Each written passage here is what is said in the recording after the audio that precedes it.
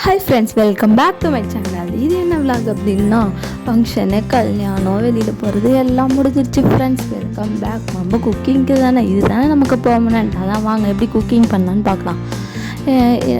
என்ன பண்ணியாச்சு, மாவு இருந்துச்சு, தோசை ஊற்றிக்கலான்னு சொல்லிட்டு சரி ஓகே, சட்னிக்கு கொத்தமல்லி இருந்துச்சு, கொத்தமல்லி சட்னி எப்படி பண்ணலான்னு பார்க்கலாம் வாங்க. கொத்தமல்லியை பொடி பொடியாக கட் பண்ணி வச்சாச்சு.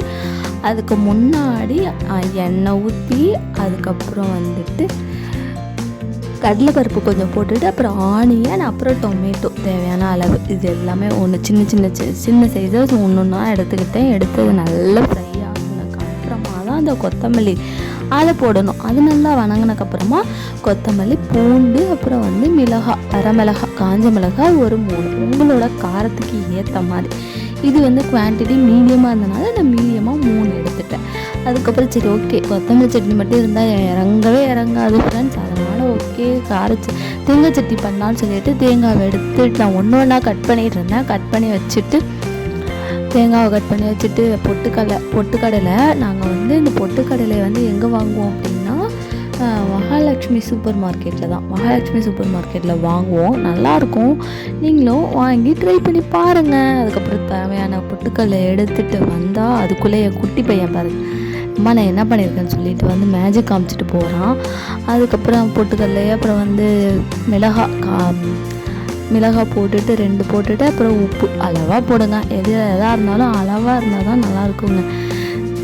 உண்மையாக உறவாக இருந்தாலும் சரி, எதுவாக இருந்தாலும் சரி, அளவாக இருந்தால் தான் நல்லது, எல்லாத்துக்குமே நல்லது. அப்புறம் அதை போட்டுட்டு உப்பு போட்டு நல்லா அரைச்சிட்டேன். ஃபஸ்ட்டு நான் ட்ரையாக அரைச்சிப்பேன் ஃப்ரெண்ட்ஸ். ட்ரையாக அரைச்சா தான் உங்களுக்கு வந்து நான் அப்படி தான் அரைப்பேன். ட்ரையாக அரைச்சிட்டு அப்புறம் வாட்டர் ஆட் பண்ணி அரைச்சா சீக்கிரம் அரைஞ்சிடும்.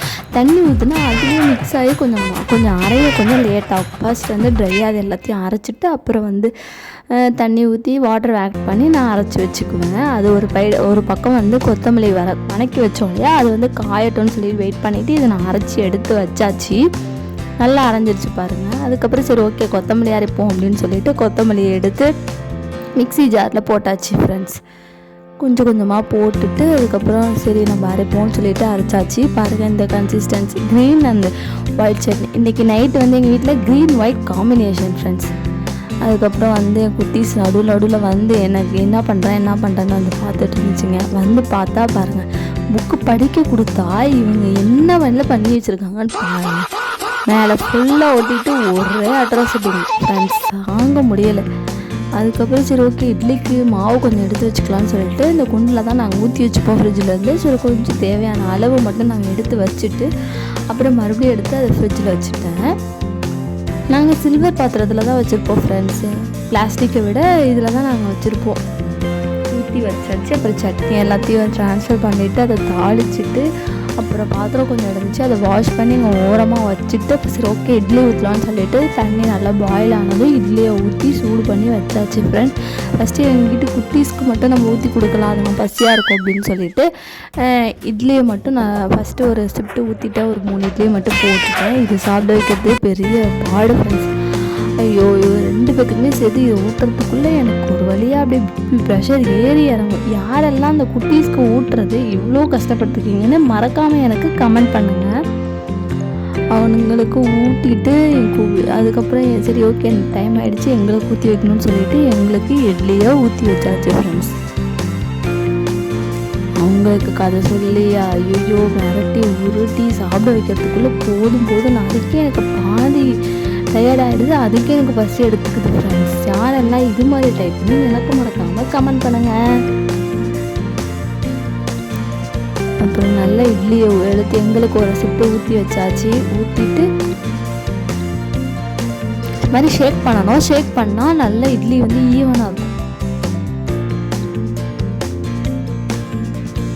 இட்லியை ஊற்றி வச்சாச்சு ஃப்ரெண்ட்ஸ். வச்சுட்டு இதுக்கப்புறம் நல்லா ஃபுல் ஃப்ளேமில் வச்சாச்சு. இட்லி நல்லா ஆவி பறக்க இட்லி ரெடி. வாங்க ஃப்ரெண்ட்ஸ் எல்லாருமே சாப்பிடலாம்.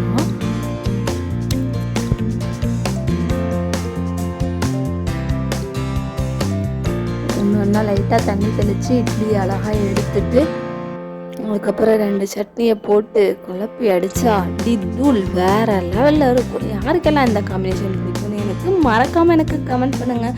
தேங்க்யூ ஃபார் வாட்சிங். Okay, please subscribe my channel friends. மறக்காமல் சப்ஸ்கிரைப் பண்ணிவிட்டு என்னோடய சேனலை பாருங்கள். சப்ஸ்கிரைப் பண்ணாமல் நிறைய பேர் பார்க்குறீங்க. Please subscribe my channel. Okay, bye.